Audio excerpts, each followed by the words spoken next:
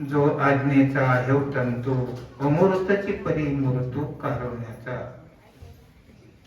आता अनेक वक्त्यांनी या विविध स्वरूपात भाग प्रतीत केलेला आहे. तसा अर्थ झालेलाच आहे, म्हणजे संगती झालेलीच आहे. ज्याच्या त्याच्या अनुभूतीप्रमाणे प्रत्येक माणूस बोलतो. प्रत्येकाची अनुभूती आणि बोलण्यामध्ये विविधता जरी असली तरी सगळ्या बोलण्यामध्ये फक्त परमात्मा प्राप्तीपर्यंत जाणं हे फार महत्त्वाचं. आज परमपूजनीय भाऊ यांचं पुण्यस्मरण आहे 15वं. त्यांची काय योग्यता होती हे तुमच्या लक्षात येतेच आहे का, की आम्ही ही सगळे जे बनले त्यांच्या सानिध्यामध्ये, तर आम्ही जर अशा आहोत तर ती कशी असते, आमचे बाप कसे असते हे तुमच्या लक्षात येते. परंपरेने माऊली ज्ञानोबराय, तुकोबराय, निळोबराय, एकनाथ महाराज या संतांच्या संकल्प कृपेला प्राप्त झालेलं ज्ञान म्हणजे आमच्या भाऊचं अध्यात्म. हयात गुरुच्या कृपेला प्राप्त होणं आणि जे या जगाच्या कल्याणासाठी या भूतलावरती अवतीर्ण झाले त्यांच्या संकल्प कृपेला आपलं अपत्य काय झालं पाहिजे, कृपेला पात्र झालं पाहिजे. तुमचे गुरु तुमचं कौतुक करतील याच्यात नवल नाही, आणि हे फार नवलाचही नाही, याच्यात नवल नाही. आणि त्यांनी तुमचं कौतुक केलं म्हणजे फार नवल आहे असंही नाही. कारण जो आपल्या शिष्याचं, आपल्या गुरुचं वर्णन करतच असतो. पण याच्या पाठीमागे संकल्प कृपा म्हणजे ज्ञानोबराय, तुकोबराय, देवगुरु शंकराचार्यापर्यंत त्यांच्या संकल्प कृपेला हे ज्ञान जेव्हा प्राप्त होत असतं त्यावेळेला त्याला मोक्ष पण प्राप्त होत असतं. सांगणं बोलण्याचा भाग वेगळा आहे आणि अंतकरण श्री गुरु कृपेला प्राप्त होऊन ज्या कृपेतून निघालेले जे शब्द आहेत ते शब्द ज्याच्या कानावरती पडले त्याच्या गुणदोषाची निवृत्ती करून अंतकरण पवित्र बनवून त्या कृपेने त्या परमात्मा स्वरूपाला प्राप्त करण्याची तयारी होत असते.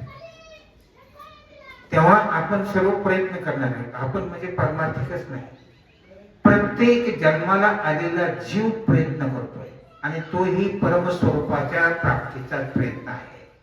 असा कोणीही जीव नाही की तो विषय प्राप्त करता विषय करतो, प्रयत्न करतो.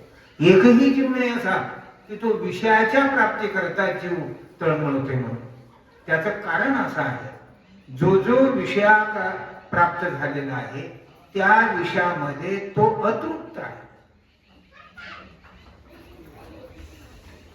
प्रत्येक जीवाने त्याला जरी परमार्थाची वाट सापडलेली नसते, त्याच्या भाग्यामध्ये श्रीगुरु जरी नसते, पण तो संसारामध्ये जो प्रयत्न करत आहे, विषयासाठी जो प्रयत्न करत आहे, तो विषयासाठी प्रयत्न करतो, तो परम सुखासाठी करतो का विषयासाठी करतो. आणि म्हणजे विषयात सुख नाहीये तो भाग दुय्यम आहे. विषयामध्ये ते सुख नाही हे भाग दुय्यम आहे. पण प्रयत्न तुम्ही म्हणता असं कसं, मी तर ते म्हणजे आता मांडणी मांडत मला वेळ किती आहे ह्याच्यावरती अवलंबून आहे. म्हणजे मला थोडं असं म्हणजे अण्णा म्हणजे माझ्या बोलण्यातच मी खरा प्रसन्न झाला होतो. परंतु गमत आहे, प्रकृती थकतेच नाही असं नाहीये. आणि याच्यामध्ये दोन्ही बाजू आहेत. ठीक, मी काय बोलत होतो आता, विषय भोगणाऱ्याबद्दल बोलतोय मी. आता अधिकारावर तर येणार आहे, उपायावर तर येणार आहे, वसंतावर तर येणार आहे, त्याच्याबद्दल वादच नाही. हे वेगळे वेगळे पहिले एकाच टोकात. आता उपाय म्हणून वसंत एकच टोक आहे, की ते एकच टोक आहे. आता उपाय म्हणून वसंत, आता म्हणण्याच्या पाठीमाग पूर्वमीमांसा आहे. वन शब्दाचा अर्थ प्रयत्न तुमचा साधन आहे आणि वसंत या शब्दाचा अर्थ श्रीगुरु आहे. अशी एकाच शब्दामध्ये भाग आहे ते. ती तोडायचे थोडीसे आपल्याला अडचण अशी वाटते. तुमचा समूळ अर्थ आहे हा, तुमच्या सगळ्यांच्या कल्याणाचा अर्थ आहे हा. यात फार एवढा अवघड नाही, कारण हे आईच्या आणि साधूच्या हृदयातून तयार झालेलं आहे. आईच्या हृदयातून तयार झालं तर साधू वाणी कळणार नाही, साधूच्या वाणीतून तयार झालं तर आईचे शब्द कळणार नाहीत. पण माऊली ज्ञानोबरांची वाणी आई अधिक साधू आहे आणि म्हणून तुम्हाला न कळणारे शब्द नाही ते, पण ते आपली कळून न कळण्यासारखं आपण करतो. ही आपली तरा आहे जीवाची. ठीक गोष्ट आहे. तेव्हा विषय भोगामध्ये जरी तो विषयासाठी प्रयत्न करत असला तरी विषय भोगात तृप्त झालेला नाही, हा अधिकार तुम्ही पहिला लक्षात आला. तुमची ज्यावेळेला ही समजुतीची उंची टोकापर्यंत जाईल त्यावेळेला अतिशय खालच्या पातळाशी गेलेले जो विषय आहे, जो जीव आहे, त्याची ही उंची तुमच्या लक्षात आल्याशिवाय राहणार. दोन बाजू असतात त्यांना, उंच ठिकाण आणि खाली. खालून वरचं उंच ठिकाण असतं आणि वरून खालचं ठिकाण असतं. वर मनाला खाली तळ असतो आणि खाली मनाला वर ठिकाण असतं. असं असतं ते. तुमच्या अंतकरणाची उंची वाढली, विषय भोगून सुद्धा तो अतृप्त आहे का तृप्त झालेला आहे? याचा अर्थ काय? विषय सेविता, याचा अर्थ असा आहे विषयामध्ये सुख नाहीये, पण त्याला तर ते साधन सापडलेलंच नाही, तो मार्गच सापडलेला नाहीये. का? त्याला तेवढं भाग्य नाही, त्याच्याकडे पुण्य नाही, संगती नाही, त्याच्यामुळे तो मार्गस्थ होत नाही. जरी मार्गस्थ नसला तरी त्याचा अधिकार वजा झालेला नाहीये. जर या पामरामध्ये अधिकार नसता तर या पामरात मुमुक्षु तयार झालाच नसता. हे पहिलं लक्षात ठेवा. इथे काय अधिकाराची खाली नाहीये. जीव हाच अधिकारासाठी आहे, मोक्षाचा अधिकार येतो, परंतु त्याला वाट नाहीये, त्याच्यावर कृपेची वर्षाव नाहीये, म्हणून तो गुंतलेला आहे. आता तुम्ही सांगितलं तो किडावरती येण्यासाठी प्रयत्न करतोय, पण योग येत नाही. अरे योग येण्यासाठी ही आहे. हा योग काय? योग साधला जन्म तुझ लागला, कोण देव पावला रे बिचारा भजनाशी लागला रे. अरे कोणता योग आहे हा तुझा? आमचा योग आहे बहुची पुण्यतिथी, म्हणजे आमच्या उद्धाराची नियुक्ती. हो, हा योग आहे. तो योग यावा लागतो आणि हा योग येण्यासाठी त्या जीवाचा अधिकार तयार होत नाही. तो भाग दुय्यम आहे, परंतु त्याचा जे ठिकाण आहे त्याला जिथपर्यंत पोहोचायचं आहे ते मात्र परम सुख आहे. पण त्यालाही लक्षात येत नाही, तो विषयामध्ये भोगतो, तो बाजूला. प्रत्येकाचा अधिकार आहे मोक्ष मिळवण्याचा. का? प्रत्येक पाणी जे आहे, प्रत्येक कुठेही पाणी असो, डोंगरात असो, रांगात असो, हौसात असो, नदीत असो, तलावात असो, हे सगळं पाणी समुद्राचं आहे. हे सगळं पाणी समुद्राचं आहे. पण समुद्रापर्यंत जाण्याला त्याला ओघ सापडत नाही, म्हणून ते कुठतरी जिरत आहे. म्हणजे कुठे गेलं असं नाही, कुठेही गेलो द्या, त्याचं बाष्पीभवनच होतंय पुन्हा वेगाच्या रूपाने. ते विज्ञान सांगते तुम्हाला. त्याप्रमाणे प्रत्येक जीवाचा प्रयत्न चाललेला आहे. कशाचा? त्या परमानंद त्याला माहितीच नाहीये, पण सुख मिळायचं. सुखही कळत नाही, फक्त स्थिर व्हायचे. काय केल्याने स्थिर होत याच कुठलं लक्षण नाहीये, पण स्थिर व्हायचे. अधिकारी का अनाधिकारी? अधिकारीच आहे, पण का मग लागत नाही वाटायला? तो अधिकारीच आहे, पण वाटेला लागत नाही म्हणून अधिकारी आहे. तो अधिकारीच आहे. तो जर वाटेला लागला, त्याच्या पाठीमागे अनेक कारण आहेत. विश्वास नाही, पुण्य नाही, संगती नाही, झाली संगती तरी त्याच्यावरती विश्वास बसणार. कोण ऐकत नाही बाबा की येथे संसारासारखं दुःख नाही आणि परमात्मा एवढा आनंद कुठे नाही, असा कोणत्या जीवाने ऐकला नाही मनुष्य देहामध्ये. आणि म्हणून त्याची प्रवृत्ती तयार होत असते. ऐकण्याची प्रवृत्ती तयार होत असते का? अरे ते थोडं खाली असावं लागतं. किती काड्या वळून सनी पेटत नाही बाबा काही. तिकडं सुद्धा ज्याला पेटायची त्याच्या सुप्त रूपात अग्नी लागत असतो. गवताची काडी, गवताची पिंडी आहे, आपल्याला ती गवत दिसतं, पण त्या गवतामध्ये सुप्त रूपाने अग्नी असावा लागतो. म्हणजे काडी वळली म्हणजे त्याही पिंडीमध्ये अग्नी तयार होत असतो. तृणाग्नी मिळे म्हणजे काडी आणि गवताची पिंडी एकत्रित आली की दोन्हीचाही अग्नी होऊन जात असतो. आणि जर काडीची भेट नाही झाली तर त्याचा खत होईल, पण त्याचा अग्नी होणार. मग अधिकार नाही का गवताचा अग्नी व्हायचा? अधिकार नाही का? माझ्याकडे बघू नका, मला हो नाही असं सांगा. मी इतका शहाणा नाही तुम्ही गप बसून तुम्हाला सांगत बसायला. तुम्ही सगळं मला बोलावं लागेल का? तुम्हाला सगळ्यांना माहिती आहे मला हे असं गप बसून चालत नाही. तुम्ही कुठपर्यंत आली याची खून मला पटली पाहिजे आणि मग माझी वाटचाल पुढे होते. तुम्ही जर नाही त्याच्यात कुठल्याच प्रकारचं लक्षण नाही दाखवलं, मी पुन्हा पुन्हा माघारी येऊन ते सांगत का अजून यांना कळालंच नाही का असं होईल ते. म्हणून तुम्ही पोहोचण्याच्या खुणा माझ्यावरती द्या, म्हणजे पटपट पुढे जाऊ आपण. ठीक गोष्ट आहे. आता सगळ्यांना वाटत होतं नानाने कसं सांगत, तसं नाही. हळूहळू यांच्यामध्ये सांगत सांगत सांगत रीत समजूत होईल. समजूत झाली तर तिची पक्की होईल. वेगळे वेगळे पैलू सांगतात. आणि आज भाऊंचं पुण्यस्मरण आहे. मला उलटी अनेक प्रवचनकार राहिले याची खंत वाटते. कारण भाऊच्या पुण्यस्मरणाच्या निमित्ताने सगळ्याला थोडी थोडी सेवा. मोठी व्यक्तिमत्व आहे, आकाश एवढं भाऊंचं व्यक्तिमत्व आहे. आणि त्यांना सगळ्यांनी जर तिथे आपलं वाकपुष्प अर्पण केलं तर भाऊला खूप खूप खूप आनंद होईल. पण ती गोष्ट वेळेचा अभाव. सगळ्यांना हे थोडस ऐकायचंय, कारण ग्रंथ हा सांगण्यासारखा नाही आणि या ग्रंथाचं विवेचन ऐकण्यासारखं नाही. ह्या खुणी आहेत सगळ्या. ह्या सिद्धानुवाद आहे, अधिकाऱ्यांचं बोलणं आहे. आणि अधिकारी कुठे वादा आकाशातून पडायचं काय? अधिकारी येतेच आहे, फक्त आपला तिथे त्या अधिकारापर्यंत आपण जाणं गरजेचं आहे. अधिकार असं कोणी स्वर्गामध्ये नाही, याच मृत्यू लोकांमध्ये अधिकारी. त्याच्यासाठीच ग्रंथ आहे. मी सांगू तुम्हाला, तुमच्या माझ्यासाठी ग्रंथ आहे अमृतानुभव. कोणासाठी? आणि गदा सांगू का? हे तुमच्यासाठी माझ्यासाठी आहे. त्या ग्रंथाचा अनुवाद तुम्ही आम्ही नाही करणार तर कोण करणार आहे महाराष्ट्रामध्ये? तुम्हाला तुमचं भाग्य कळत नसेल म्हणून तुम्ही भाग्यही नेत नाही. तुम्ही परम भाग्यवान येतात. अमृत अनुभव सारख्या ग्रंथाचं पारायण केलं तुम्ही तुमच्या मुखाने. हे त्या ब्रह्मदेवाला सुद्धा घडलं नाही अजून. माऊली ज्ञानोबांनी लिहून ठेवलं 700 वर्षापूर्वी. त्याच्यावर ही आज घडत आहे.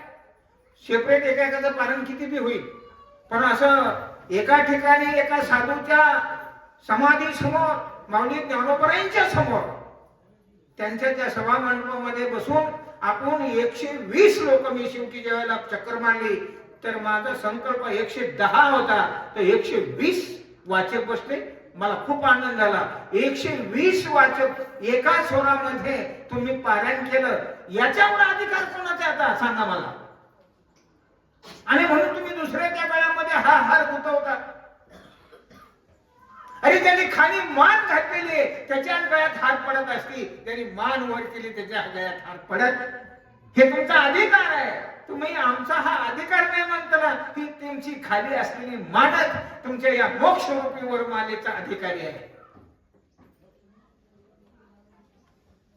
आता मला कोणीतरी असं म्हटलं की ब्रह्म कोण ब्रह्म ते सांगा. मला वाटतं महाराजांनी सांगितलं. तर म्हणजे त्या उभा राहिलेल्या माणसाची तृप्ती होऊन निर्णय व्हावा लागेल. तर तिथे कोणी ब्रह्म नाही म्हणलं असतं, यांचं ऐकायलाच कोणी आलं नसतं. म्हणून गुरुजी म्हणजे मी ब्रह्म आहे, तुला काही करायचं सांग. आणि मग ती बसलो खाली. नाहीतर ती ठरलं असतं सगळ्यात जास्त श्रेष्ठ. आणि एवढ्या विद्वानाचं वाटून केलं असतं त्यांनी दोंडे पिटून सनी.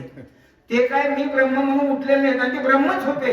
आणि ब्रह्माला मी ब्रह्म हे स्फूर्ती होणं एक अहंकार आहे, आणि ब्रह्माला मी ब्रह्म एक याच्यातलं एक वैभव आहे. साधूच्या मुखातून मी ब्रह्म असं म्हणणार जे आहे ना, ती वैभव आहे. आणि अनाधिकारी मी ब्रह्म हे म्हणत मूर्खपण आहे. ब्रह्म कोणी म्हणायचंय? ब्रह्माला ब्रह्म म्हणता येत नसलं, पण साधू मी ब्रह्म असं म्हणू शकतो. ब्रह्म मी ब्रह्म म्हणत नाही, त्याला मी माहिती नाही, तो माहित नाही.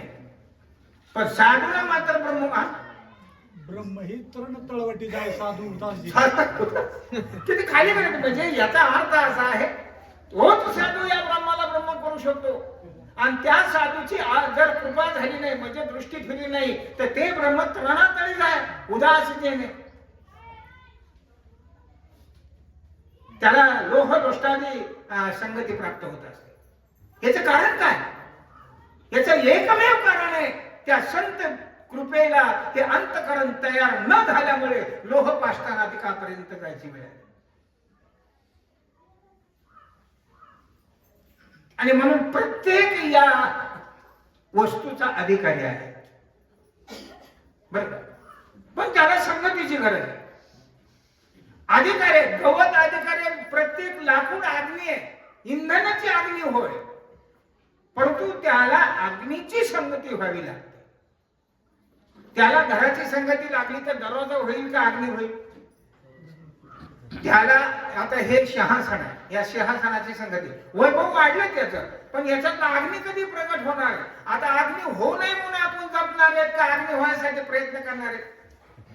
हे जळायसाठी प्रयत्न करणार आहेत का जळू नये म्हणून प्रयत्न करणार? सांगा. म्हणजे आपला प्रयत्न त्याच्या स्वरूपाला आड येतोय का उपाय करतोय? सांगा. आता काय सांगितलं तुम्ही म्हणता काय हे सांगताय म्हणजे माझं चुकतं का? काय म्हणतो मी? ऐकता का तुम्ही?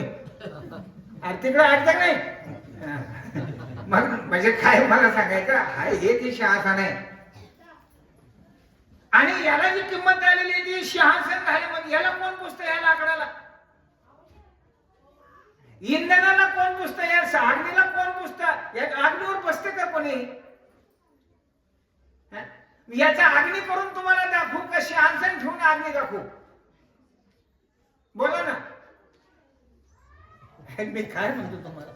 काही लांब का? याच्यातला अग्नी करून दाखवू का असंच ठेवून अग्नी दाखवू? हे असं ठेवून अग्नी दाखवायचंय ना, का याला जाळून अग्नी दाखवायचंय? तसं जगात ठेवून ब्रह्म प्रतीक करून देतो. त्याला म्हणतात साधू, त्याला म्हणतात वसंतू. याला का असंच ठेवतो तो, म्हणजे अशी दशा ठेवत नाही. लाकूड ठेवून अग्नी वजा होत नाही, पण लाकडात अग्नी प्रगट होत नाही. तशाच्या जाऊन त्याचा अग्निपणाचं ज्ञान करून देतो. हा ज्ञान करून याच्यात जरी अग्नी असला तर तुम्हाला कधीच पोळणार नाही.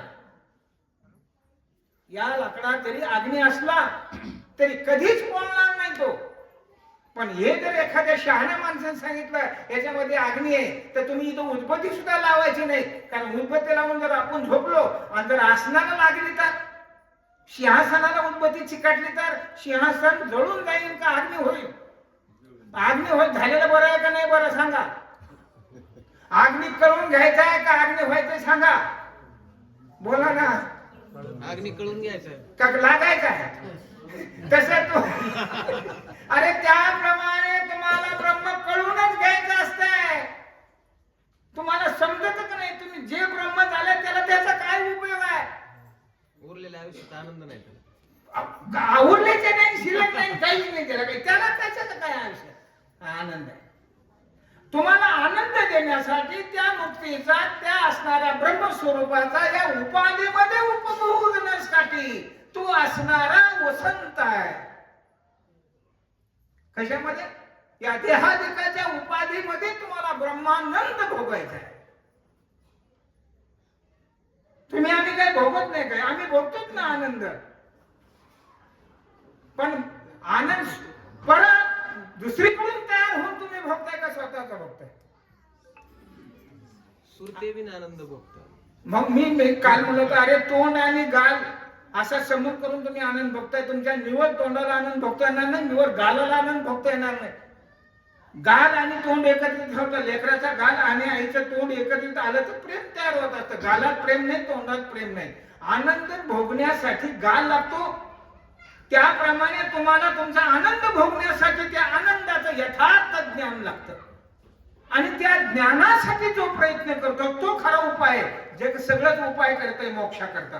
बंद करू जाडी मग ठेवून कशी आधी परी फळेची भेटली तैच होई जय वसंत. ही जैते आहे. जैसे तसं आहे, हे जैते आहे. तुम्ही किती प्रयत्न करा, तो प्रयत्न श्री गुरुच्या कृपेला पात्र व्हावा का तो प्रयत्न मोक्षाला पात्र हो? आपण केलेला परमार्थ श्री गुरु कृपे करता करायचा असतो का मोक्ष मिळण्यासाठी करायचा असतो? श्री गुरु बोला, अजून एकदा विचारू का? आपण केलेला जो परमार्थ आहे ते आमच्या श्री गुरुच्या कृपेला पात्र होण्यासाठी करायचं आहे का ब्रह्म होण्यासाठी करायचं आहे? गुरु कृपेला पात्र. ब्रह्म आहे आणि मग तर गळ्यात गुंतलं असतं. तुम्ही मस्त तेवढे बोलत तर एखादा ब्रह्म तुम्ही गळ्यात गुंतून बसले असते. बादली गळ्यात कुत्र काय गेलं, करडू गेलं पाणी प्यायला, आणि पाणी होतं कळशीत. कशाचं कळशीत? मातीच्या कळशीत पाणी होतं. म्हणजे काय म्हणते त्याला? गाडग्यात मात्र तोंड घातलं कारणाने त्यांनी आत घातलं तोंड, पाणी प्यायचं झालं आणि काढायला गेलं तर तिथे शिंगण ते गुतले ते काढच्या एका गाडग्याच्या कडीला, आणि गाडगच गळ्यात गुतलं. पाणी प्यायला कुणकडे गेलं, पिऊन यायचं गेलं, गुतलं गाडगं. ब्या ब्या ब्या ब्या ब्या करून गाडगं पळत आणि करडू पळत आहे. आणि मग मालक मागं पळत आहे. कोणाचा मालक? अरे करडाचा नाही, त्या कळशीचा बी करडाचा बी निस्ता करडाचा. त्याला वाटायचं दुसऱ्याने विचारलं माझ्यासारखं, एवढं काय तू बारीक झाला पळत होतो? म्हणलं अरे गाडगं फुटत ना. तुम्हाला गाडगं फुटत ना, मग गाडगं फुटत तर काय करायचं? अरे तुम्हाला करडून गेलं नाही पाहिजे, गाडगं फुटलं नाही पाहिजे ना, याच्याकरता बाहेर फोन करतोय. म्हणजे अशी जर मशिदी गाड्यात गुतली असलं जर गाडगं गुतलं म्हणजे बरं झालं तुम्ही ब्रह्म व्हायचं नाही म्हणजे. आणि गममध्ये गेले सगळं हे तुम्ही कधी ऐकलं नाही का? ऐकलं नाही काय? पण थोडस माझ्याकडे एक कप्पा असा राहत आहे. जसं त्या कांगारू प्राण्याला एक कप्पा आहे, बाकी सगळे येतात, पण कांगाराला झोळी बी ती येतं बी त्याच्या लेकरू झोळी जाऊन आपण बसतो. तसं माझ्याकडे एक कप्पा जास्त ते काय आपल्याला थोडं थोडं पाहायचं. हे कशाकरता सांगायचं? हे तुम्हाला ब्रह्मस्वरूपाची वाण पडलेली आहे का? आमचं ब्रह्म ब्रह्म का नाही बरं? मोठके तरी गुरुमुखे उद्योजक आमचं ब्रह्म का नाही? तर ब्रह्मस्वरूपाला स्वतःच ज्ञान नाही, आणि तुम्हाला ज्ञान घेण्यासाठी बुद्धी आहे. ब्रह्माला बुद्धी नाही, पण तुम्हाला बुद्धी आहे. पण तुमची बुद्धी त्याच्यासाठी प्रयत्न करते का बोध्यासाठी करते? बोध्यासाठी. म्हणून एवढी वस्तू कशामुळे चुकली? बोध्यावर. बोधाला चुकली का बोध्याला चुकली? कोणाला चुकली? आणि मग बोधाला चुकली कशावर बसली? बोध्यावर. बोध्यावर बसली. लेकरावर बाई जगती का नवऱ्यावर जगती? ए बाई, तुला आहे का मी कोणावर जगती? ती कोणावर जगती? हा, कोणावर जगती? म्हणजे ह्या घरात राहायसारखं नाही, पण सोन्यासारखं लेकरू टाकून जावं वाटत नाही. अरे म्हणजे याचा अर्थ तू लेकरावर जगत का? तू म्हण ना, ह्या घरात राहायसारखं नाही, पण सोन्यासारखा मालक टाकून जाऊ वाटत नाही. मग मी तुझी पाठ छापते. तू लेकरावर गंमत नाही, गंमत म्हणून नाही, याच्यामध्ये एक प्रमेय आहे, याच्यामध्ये निर्णय आहे. ती बाई मला तशी तुमची बुद्धी बोध्यावर सोबत जगती का बोधावर जगते? तुम्ही म्हणा ना, आतापर्यंत आमच्या जीवनामध्ये बोध झालाच नाही तर बुद्धी जगेल कशी? बोध शब्दाचा अर्थ आहे त्याचं ज्ञानच आम्हाला झालं नाही तर आमची बुद्धी कशी तिथे संबंध करेल? म्हणून तर तुम्ही जो केलेला प्रयत्न आहे परमार्थाचा, सगळ्या प्रयत्नासाठी ती वसंत नाहीये, सगळ्या झाडासाठी वसंत नाही. सगळे झाड जरी असले वसंत जर आला तर सगळ्याला फुल लागत नाही, सगळ्याला फळही लागत नाही. थोडा मुद्दा सांगू का तुम्हाला? वसंत ऋतू जर वनामध्ये आला तर काही झाडांना पाला येतो. काय येतो? काही झाडांना फुलं येतात आणि काही झाडांना फळं येतात. याच्यामध्ये कोणाला खरा वसंत ऋतूचा परिणाम झाला? ज्याला फळ. काही झाडांना फुल हेच फळ आहे. काय तुम्ही नानाच्या पुढे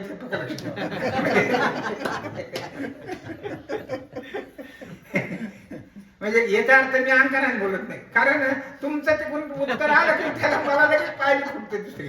म्हणजे काही झाडांचं फळ एक फळ आहे, तर काही झाडांचं पान एक फळ आहे, तर काही झाडांचं फुल एक फळ आहे.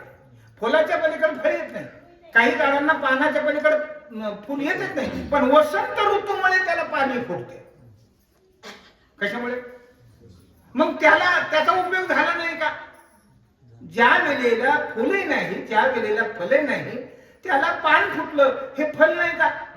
हे फल आहे का? फल आहे का? ते झाडाला पान फुटलं हे फल झालं वसंत ऋतूचं, पण झाडाला फल आहे का? हाच दृष्टांत तुमचं सगळं काम करणार आहे. हा? नाही ना. झाडाला पान फुटणं हे वसंत ऋतूच्या कृपेचं फल आहे, पण झाडाला पान येणं फल आहे का? हे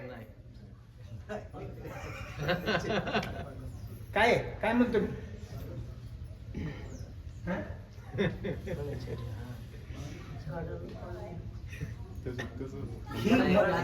सांगतो बरं का, ही मंडळी ही ऐकणारी कोणती? म्हणजे तुम्ही मला म्हणले ना की याला किती वेळ असते, 15 तास चालू द्या, पण हे किती 15 तासात यातला जर एक उठला तर मी तुम्हाला म्हणून ती बक्षीस देईन. 15 तास बसते. माझा अनुभव 13 तास माझ्या पुढं ही मंडळी बसून राहिली. किती?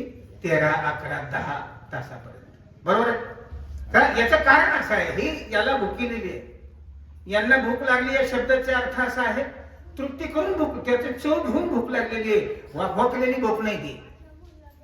नित्य तृप्तीतली भूक आहे, तृप्ती भुकेली आहे. काय करू माय? भूक भुकेलो नाही, भूक भुकेलेली आहे, तृप्ती भुकेली आहे.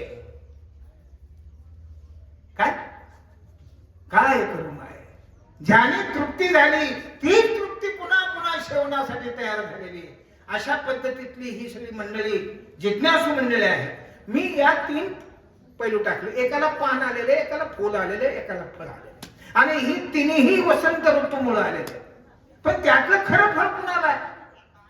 की ज्या झाडाला फुलं आलेली आहेत पण फळ लागलेलं नाही. म्हणजे फुलापर्यंत जे झाड आलेलं आहे, आता फक्त काय यायचं राहिलेलं आहे? त्याप्रमाणे जो प्रयत्न करणारा, उपाय करणारा माणूस कुठपर्यंत, आता ज्ञानाशिवाय त्याला आता दुसरा उपाय कोणता राहिलेला नाही. काय पाहिजे आता त्याला फक्त त्याच्या यथार्थ स्वरूपाच्या ज्ञानाची म्हणजे श्री गुरुची गरज आहे. सगळे प्रयत्न थकलेले आहेत. आणि आता जे फुल उमललेलं आहे म्हणजे कोणता? त्याला अधिकार सांगितला शास्त्रकाराने 4 प्रकारचा, आणि त्याच्याला चौथ्याच्या ठाई काहीच करणे नाही. म्हणजे ज्ञानाच्या ठिकाणी काहीच करणं नाहीये, पण ज्याचा प्रयत्न त्या ज्ञानापर्यंत आलेला आहे, आणि त्या प्रयत्नाला आता एकमेव फक्त ज्ञानाचीच गरज आहे. त्याच्यासाठी तो वेडा झालेला आहे. त्याला देव नको, त्याला शास्त्र नको, त्याने त्याचं शास्त्र मुखावर द्रवत असतं.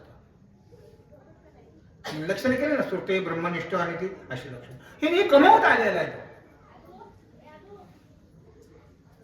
त्यांनी शास्त्राचे दुःखे घरी पोचलेले आहे, सांभाळलेले आहे त्याने. एवढं सोपं नाही.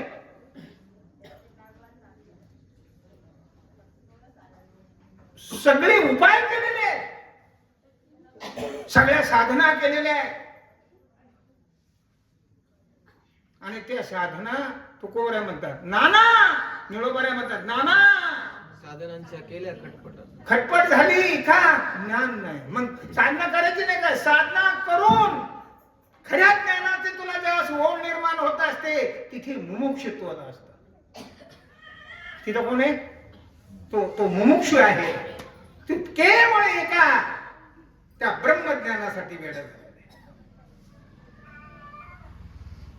अहो जन्माला येऊन हसता मला वेड्यासारखं पुढल्या. आई दूध घेऊन आली तरी डोळे उघडीत नाही, खाऊ घालते तरी तोंड उघडीत नाही, हाका मारले तरी आव म्हणत नाही, मुख नव्हतं ते. म्हणजे अधिकारी पुरुष आले, पाहिला अधिकारी पुरुषाने, अधिकारी पुरुष नाचायला लागले. काय आई वडिलाकडे पाहिलं, अरे तुमच्या पोटी हे रत्न जन्मलंय, विश्वाचं कल्याण करणार. अरे काय आहे? कोण आहे तुम्ही? नाम मनुष्य. आम्ही कोण? माणूस नाही, कोण नाही. सो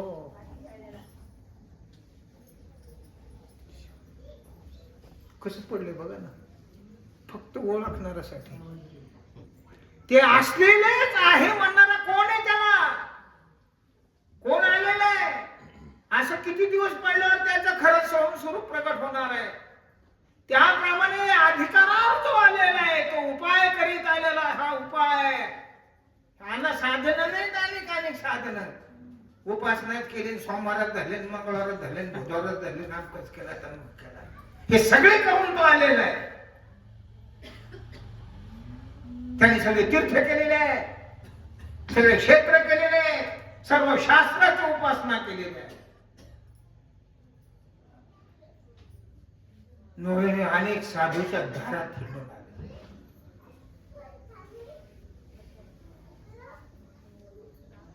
दार धुंडाळीत आले. परमपूज्य विठ्ठल भाऊ वयाचे 40 वर्ष 4 वेळेला पायाने चालून 4 धाम 40 वर्ष केले. गठ्ठा पडला ग्रंथ वागू प्रयत्न फक्त. त्यांनी पंढरपुरात दिवस काढले, शास्त्र श्रवण केलं, शास्त्र वाचलं, श्रवण केलं, सोडून घेतलं, समजून घेतली आणि श्री गुरुच्या भेटीसाठी भारत प्रदक्षिणा केलं 4 वेळेला. कुठे भेटेल? कुठे भेटेल? ऐसे कैसे आने भेट दिले साथ. अरे ऊत आला साधूदा. पण माझ्या ठिकाणचा भ्रम निवृत्त करून मला त्या वस्तूवरती आरोहण करायला लावणारा कोण आहे? कोण आहे? त्याचा टटी वेळा झालेला आहे. काय? अरे सगळं केलंय, झाड फुललंय, परंतु वसंत जर नाही आला, फुलं गळून जातील. ह्या प्रयत्नामध्ये जसा तो बनकरू म्हणजे तो बागायतदार, तसा बनकरू शब्द माळी आहे. बरोबर बा? काय बनकरू म्हणण्यामध्ये माळी शब्द आहे. तो माळी म्हणजे जो दंडाने पाणी देऊन त्या फळापर्यंत पोहोचतो, त्याला माळी म्हणतात. जातीचा माळी नाही. म्हणजे असं गंमत आहे. माळी जीव ते नेले.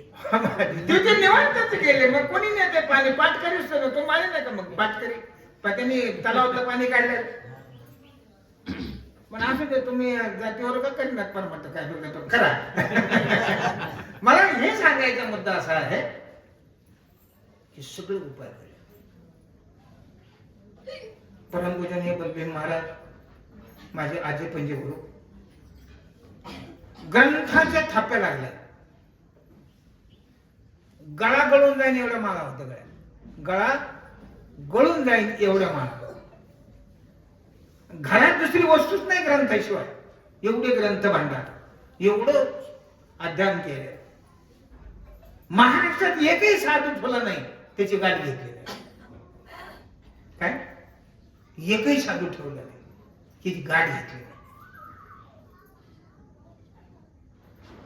आणि शेवटी वृद्धापकाळ लागायच्या अगोदर मंडळीने विनंती केली, आपल्या घरात काहीच नाही, आता चूलच पेटायला काही नाही, चला म्हणून मध्य प्रदेश मध्ये इंदूरला त्यांचे साधू होते, त्यांच्याकडे गेले.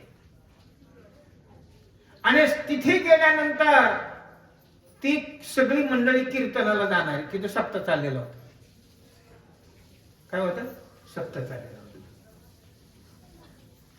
ती घरातली साडून ती म्हणजे चला बाबा कीर्तना. ते मला कीर्तनाला यायचं नाही. तुला तुमचं तर सोलापूर जिल्ह्यात ख्याती आहे महाराज म्हणून सनी करमाळा तालुक्यामध्ये. तुमच्या ग्रंथाने घर भरलं. ग्रंथ भांडारात तेवढं ग्रंथ नाही तेवढे तुमच्या घरात आहेत. कोणाला जर लागत असले तर तुमच्याकडून येऊन वाचावा. एवढं ग्रंथाचं भांडार आहे, एवढं तुम्ही वाचलंय. आम्ही 1000 वेळेस आलो तर तुम्ही वाचण्याच्या नादात आमच्याकडे बघितलं सुद्धा नाही. तुमचा गळा गळून जाईल एवढ्या तुमच्या गळ्यात माळा आहे. एवढी मोठी उपासना आहे. तुमच्या संसाराची रात झाली तर तुम्ही बघितलं नाही आणि तुम्ही कीर्तन येत नाही. मला कीर्तन नावाची वस्तूचं नाव करू नको नाही माझ्या पुढे, नाही मी असाच पुन्हा माघारी जाईन महाराज. एवढं वैताग, एवढा वैताग झाला तुम्हाला कोणाला? म्हणूनच संत भेटत नाही. का? काहीच नको. भक्त जसं म्हणतो तो मज व्हावा, त्याप्रमाणे जो या ज्ञानासाठी आश्वसलेला आहे त्याला फक्त एक साधू पाहिजे. निळोबऱ्या म्हणते तुझं लागे येथे, तू कशासाठी आला इथं? तू असा कसा लांड आहेस, न बोलता नको तो, आणि आमचा अडथळा करतो. आमच्या प्रयत्नात पाणी वाचायला आला का तुझे? माझा तुकोबऱ्यांना भेटण्याचा संकल्प का तुला, आणि तू येतो इकडे? निर्णय काय निळोबऱ्यांचा? कोण पाहिजे?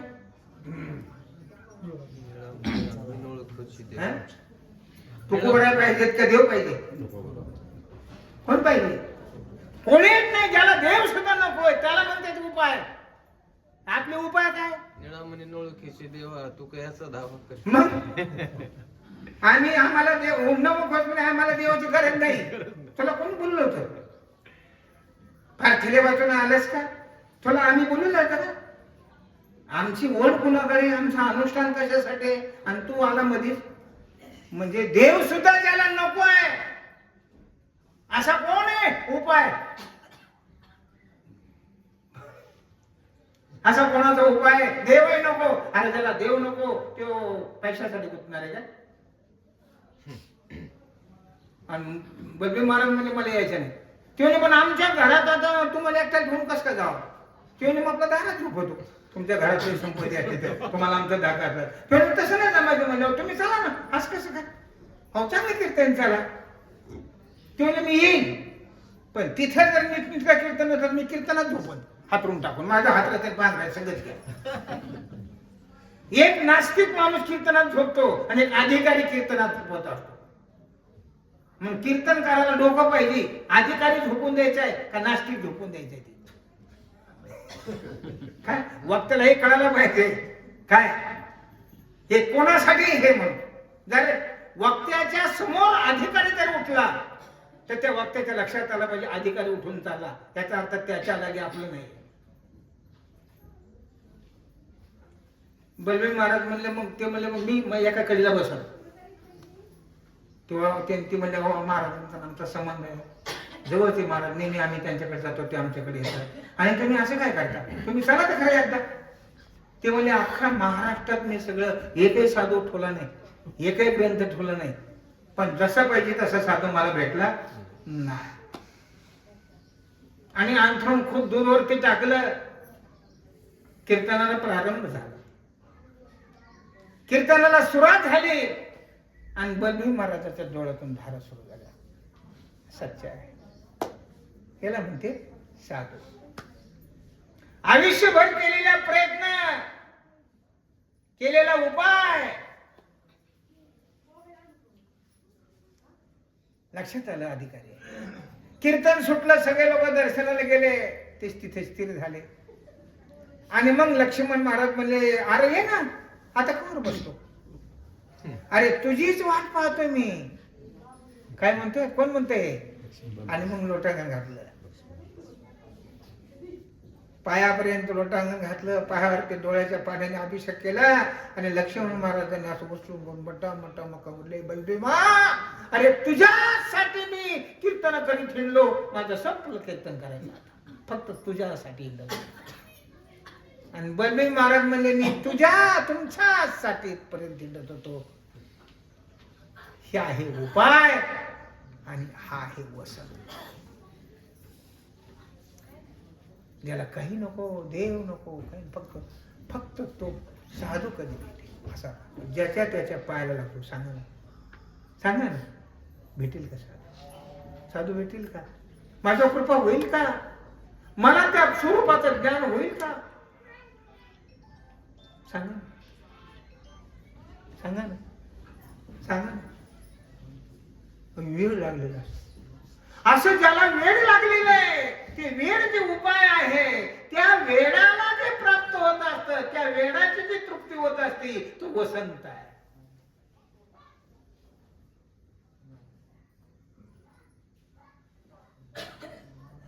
तो निवड एकूण वसंत नाही, तर तो आज्ञेचा आयो तंतू आहे. म्हणजे त्या वसंताच्या आज्ञेत ब्रह्म वागत आहे. काय काय म्हटलं मी? राहा म्हणे जेथे राहे हा आयो तंतू आहे. तसं तो अमूर्तच आहे, पण तो करून येते आल्यामुळे तो मूर्त झाला. शब्द संगती तुम्हाला दिली. थोडा उपाय म्हणून वसंतो याचा संबंध लावला. आपल्याला आता पुन्हा कीर्तनाला सुरुवात करायची आहे, हरिपाठ करायचे आहे. त्याच्यामुळे ज्या वेळेला पुन्हा पुन्हा हा योग येईल तेव्हा तुम्ही आठवण करून द्या. पुन्हा या उपायावरून वसंतो, आज्ञेचा आह्योतंतो, अमूर्तशी परिमूर्तो कारुण्याचा, याच्यावरती आपण वेगळ्या पद्धतीने चिंतनाचे भाग निश्चित माझ्या भाऊच्या आणि माऊली ज्ञानोबा तुकोबाच्या संकल्प कृपेतून तुमच्यापर्यंत पोहोच केल्याशिवाय राहणार नाही. पण तुमची मात्र बसून ऐकण्याची तेवढी या दिवशी तयारी होईल तेव्हा मी निश्चित सांगा. मी सांगेन त्यावेळेस नाही, तुम्ही ज्यावेळेला असे बसताल तेव्हाच मी त्यावेळेस सांगेन. हे लक्षात घ्या. पुंडलिक वरद हरी विठ्ठल, श्री ज्ञानदेव तुकाराम, पंढरीनाथ.